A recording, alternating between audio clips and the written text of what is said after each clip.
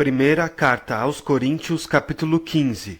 Também vos notifico, irmãos, o evangelho que já vos tenho anunciado, o qual também recebestes, e no qual também permaneceis, pelo qual também sois salvos, se o retiverdes, tal como vos tenho anunciado, se não é que crerdes em vão. Porque primeiramente vos entreguei o que também recebi, que o Messias morreu por nossos pecados, segundo as Escrituras, e que foi sepultado, e que ressuscitou ao terceiro dia, segundo as Escrituras, e que foi visto por Cefas, e depois pelos 12. Depois foi visto uma vez por mais de 500 irmãos, dos quais vive ainda a maior parte, mas alguns já dormem também. Depois foi visto por Tiago, depois por todos os apóstolos. E por derradeiro de todos me apareceu também a mim, como a um abortivo, porque eu sou o menor dos apóstolos, que não sou digno de ser chamado apóstolo, pois que persegui a igreja do Eterno. Mas pela graça do Eterno sou o que sou, e a sua graça para comigo não é vã. Antes trabalhei muito mais do que todos eles. Todavia não eu, mas a graça do Eterno que está comigo. Então, ou seja eu, ou sejam eles, assim preguemos, assim havemos crido. Ora, se prega que o Messias ressuscitou dentre os mortos, como dizem alguns dentre vós que não há ressurreição dos mortos? E se não há ressurreição dos mortos, também o Messias não ressuscitou. E se o Messias não ressuscitou, logo é vã a nossa pregação e também é vã a vossa fé. E assim somos também considerados como falsa testemunha do Eterno. Pois testificamos que o Eterno, que ressuscitou o Messias, ao qual, porém, não ressuscitou, se na verdade os mortos não ressuscitam? Porque, se os mortos não ressuscitam, também o Messias não ressuscitou. E se o Messias não ressuscitou, é vã a vossa fé, e ainda permaneceis nos vossos pecados. E também os que dormem no Messias estão perdidos. Se esperamos no Messias só nesta vida, somos os mais miseráveis de todos os homens. Mas de fato o Messias ressuscitou dentre os mortos, e foi feito as primícias dos que dormem. Porque assim como a morte veio por um homem, também a ressurreição dos mortos veio por um homem. Porque assim como todos morreram em Adão, assim também todos serão vivificados no Messias. Mas cada um por sua ordem. O Messias as primícias, depois os que são do Messias na sua vinda. Depois virá o fim, quando tiver entregado o reino do Eterno, o Pai, e quando houver aniquilado todo o império e toda a potestade e força. Porque convém que reine até que haja posto a todos os inimigos debaixo de seus pés. Ora, o último inimigo que há de ser aniquilado é a morte, porque todas as coisas sujeitou debaixo de seus pés. Mas quando diz que todas as coisas lhe são sujeitas, claro está que se excetuar aquele que lhe sujeitou todas as coisas. E quando todas as coisas lhe estiverem sujeitas, então também o mesmo Filho se sujeitará àquele que todas as coisas lhe sujeitou, para que o Eterno seja tudo em todos. Doutra maneira, que farão os que se batizam pelos mortos, se absolutamente os mortos não ressuscitam? Por que se batizam eles então pelos mortos?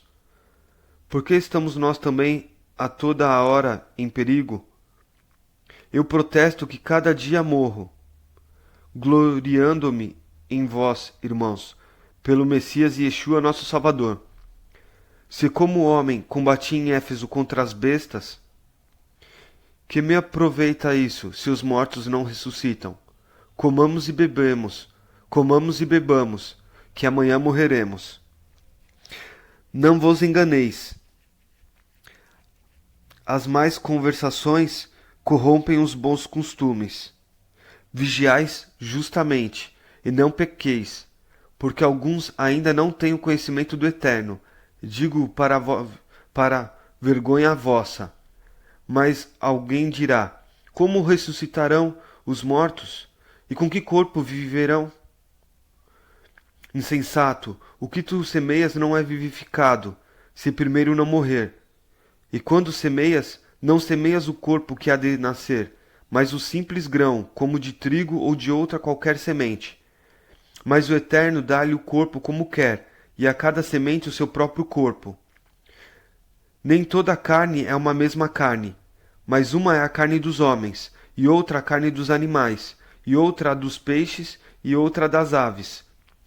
E há corpos celestes e corpos terrestres, mas uma é a glória dos celestes e outra a dos terrestres. Uma é a glória do sol, e outra a glória da lua, e outra a glória das estrelas, porque uma estrela difere em glória de outra estrela.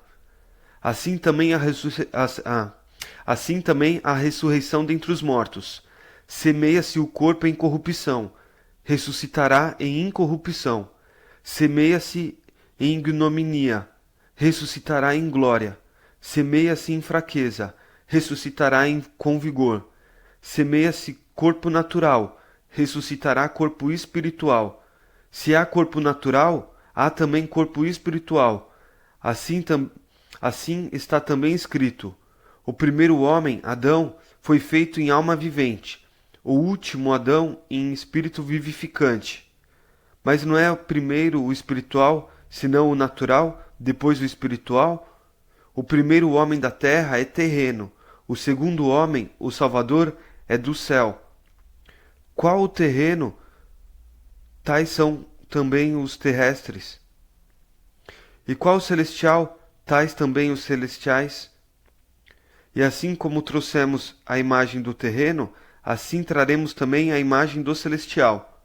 E agora digo isto, irmãos, que a carne e o sangue não podem herdar o reino do Eterno, nem a corrupção herdar a incorrupção.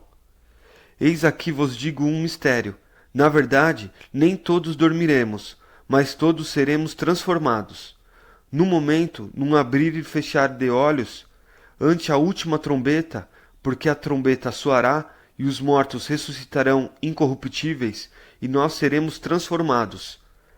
Porque convém que isto que é corruptível se revista da incorruptibilidade, e que isto que é mortal se revista da imortalidade. E quando isto que é corruptível se revestir da incorruptibilidade, e isto que é mortal se revestir da imortalidade, então cumprir-se-á a palavra que está escrita: tragada foi a morte na vitória. Onde está a morte, teu arguilhão? Onde está o inferno, a vitória, a tua vitória? Ora, o arguilhão da morte é o pecado, e a força do pecado é a lei. Mas graças ao Eterno que nos dá a vitória por nosso Salvador Yeshua Messias. Portanto, meus amados irmãos, sede firmes e constantes, sempre abundantes na obra do Eterno, sabendo que o vosso trabalho não é vão no Eterno.